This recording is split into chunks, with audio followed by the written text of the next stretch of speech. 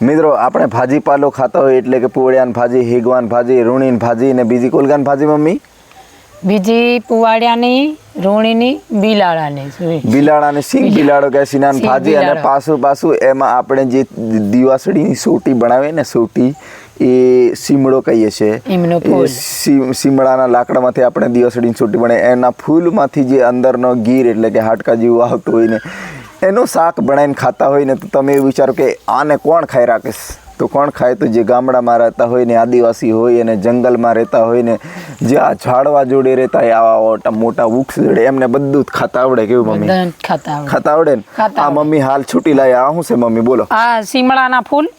સીમડાના ફૂલ. અને આ સીમડાના ફૂલમાંથી આ શું કાઢી નાખ્યું? તો આ એમનો ગીર કાઢી નાખ્યો મેં. આ ગીર કાઢી નાખ્યું એટલે એમને બનાવવાની શાક. એનું શાક બનાવવાનું. એટલે ખાવામાં કેવું મજા આવે? ખાવામાં મજા આવે. ચણાની દાળ હંગાતે એક નંબર લાગે ખાવામાં, મજા આવે.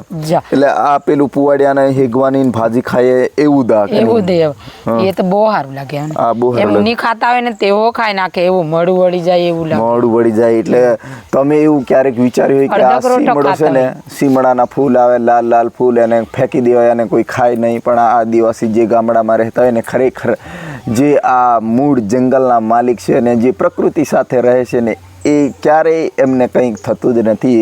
જે એમને ગમે ને એ ખાઈ લે અને પેટ બી એમનું પસાવી દે કે ચલો આવી જા તમને પસાવી દઈએ. તમે કે હા બરાબર.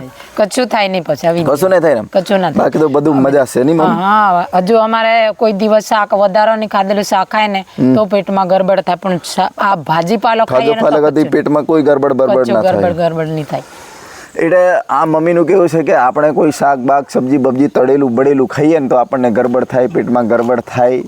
પણ આ જ્યારે શાકભાજી મતલબ આ ભાજીપાલો આપણે ખાઈએ પુવાડિયા પછી આ શું કહેવાય હિગવો ને લૂણી ને ભાજો ને બિલાડો ને આ હિમળિયા ખાઈએ ને તો ક્યારે કંઈ નહીં થાય. બાકી દોસ્તો તમારું શું કેવું છે તમે કોમેન્ટમાં જરૂરથી એક કોમેન્ટ મને કરજો મમ્મી માટે.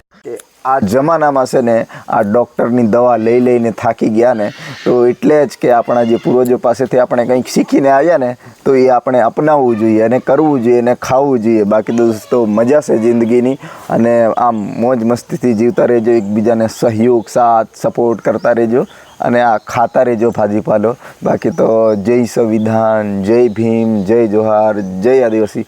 ચાલો તો હવે ફરી ક્યારેક મળીશું. હો ને? હિમળે બિમળે ખાજો. અમે ખાશું, તમને પણ ખવડાવશું. આ હિમળિયા બહુ સારા છે. એટલે આ બધું તમારે પૂછવું હોય તો અમને કોમેન્ટ જરૂરથી કરજો. બાકી તો મળીએ ફરી ક્યારેક આવા વિડીયોમાં. મસ્ત મજાની એક કોમેન્ટ એવી કરી દેજો કે હા અમારું દિલ ખુશ થઈ જાય. બસ બીજું કંઈ નથી. લાઈક બાઈક તમે કરો કે નહીં કરો, પણ તમારા મનમાં શું વિચાર આવ્યો કે ખરેખર આવું ખાવું જોઈએ કે નહીં ખાવું જોઈએ એ અમને કહેજો. બીજું કશું નહીં. કેવું બરાબર? એ અમને કહેજો. ચાલો મળીએ. આ બકરા કેવા શાંતિથી